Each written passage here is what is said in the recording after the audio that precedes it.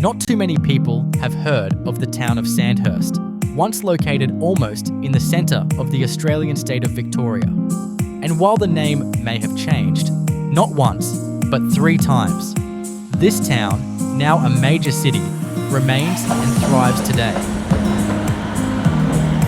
In 1851, gold was discovered in the creek that divided the small settlement, and the people named it after a local shepherd and bare-knuckled boxer who resembled a fighter in England named William, a Bendigo Thompson, otherwise known as Bendigo Thompson. The name stuck, and the settlement became known as Bendigo.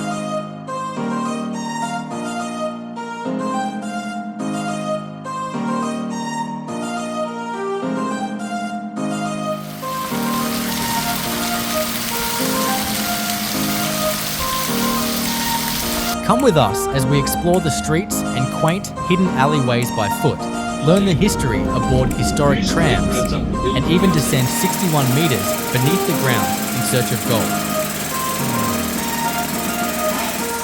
This is Bendigo.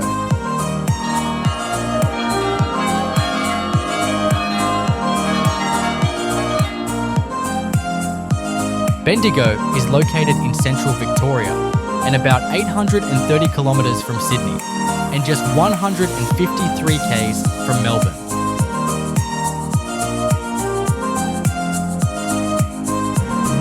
It is a very accessible and walkable city, with all the attractions mostly within walking distance. As with the gold rush period of the 1800s, the main thoroughfare is called Pall Mall, which combines Victorian age buildings and parks that blend with modern shopping, and a wide variety of restaurants and cafes.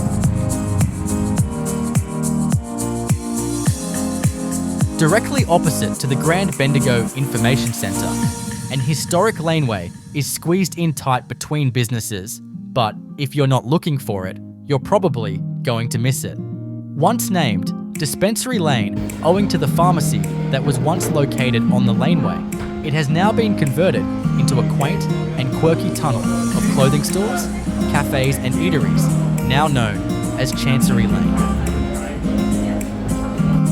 The laneway is lined for almost 100 metres with everything from barbershops, crafty homewares and retail therapy. For such a small space, there is so much to look at. This cool and inviting little lane has it all, no matter what your impressions might be. It's a great place to escape the heat of the day and to just simply immerse yourself into a calm and thoroughly relaxed atmosphere. It is all tied together with interesting murals and greenery.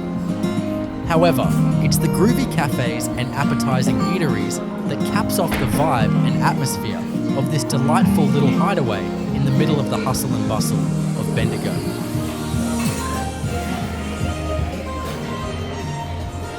Just a little over a kilometre from the serenity of Chancery Lane and passing the beautiful Alexandria Fountain is possibly one of Bendigo's most popular attractions. The Central Deborah Gold Mine is a non-active mine and tourist attraction.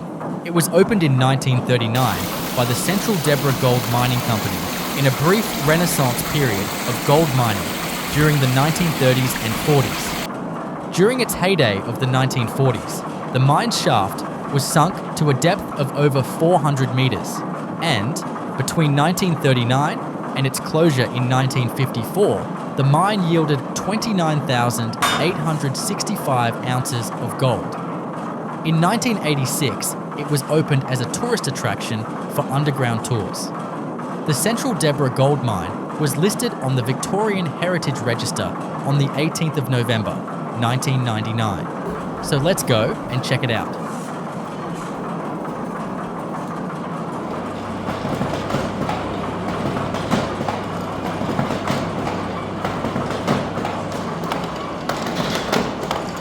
Following a brief instructional video highlighting what to expect, you are fitted with a hard hat and headlamp and wait for the approaching lift that will take you to level 2, 61 metres below the surface of Bendigo.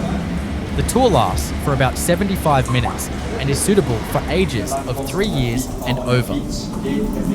Following along the subterranean labyrinth deep beneath the surface, you come across ancient deposits of gold-bearing quartz veins, and given further demonstrations of the original drilling methods, and also that of more recent, but still dangerous, techniques. Just remember to wear closed-in and appropriate footwear for this fascinating, but sometimes damp experience.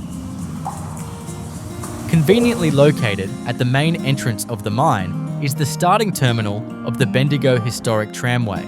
The history of the service dates back to 1890, but by 1972, the service was withdrawn and the trams were destined for scrap. However, heavy lobbying and public pressure to the state government saved not only these beautiful trams, but a tourist loop linking all the major attractions of Bendigo.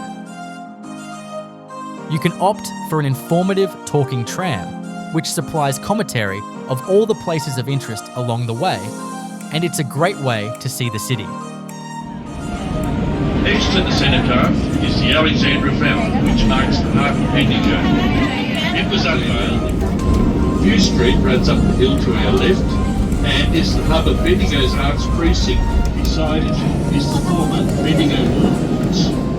Today, we exhibit the booming gold fields that it was rebuilt.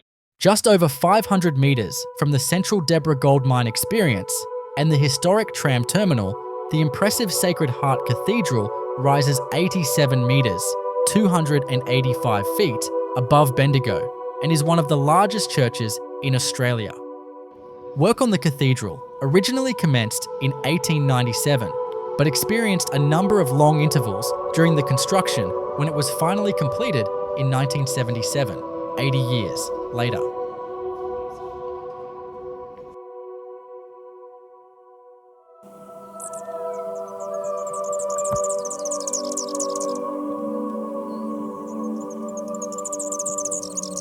We have barely scratched the surface of this beautifully historic city that was Bendigo, then Sandhurst, and now once again Bendigo.